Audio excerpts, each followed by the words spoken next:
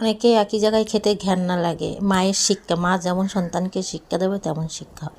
দেখো ঠাকুমা বিছানায় পটি করছে, আমার মেয়ে দেখো খাওয়ার পরিবেশন করছে। যেমন যে কর্ম করবে তেমন ফল পাবে, শুধু সময়ের অপেক্ষা, শুধু একটু ওয়েট করো বন্ধুরা।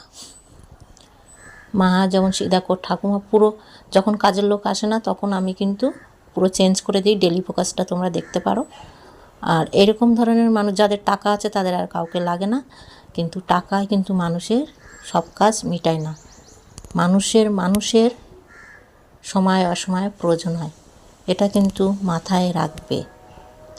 টাকা থাকলে সব কাজ হয় না। উনি তো পেনশন পেত, কিন্তু দেখো টাকায় কিন্তু খাবার দিয়ে যাচ্ছে, কিন্তু দেবে কে? দেখো ঘরে কিন্তু দিয়ে সেই চলে যাবে, কিন্তু বলে না আগে মানুষকে সম্মান করো, তারপরে টাকা নিয়ে স্বর্গে যেও। এটা যাদের মানুষকে পছন্দ।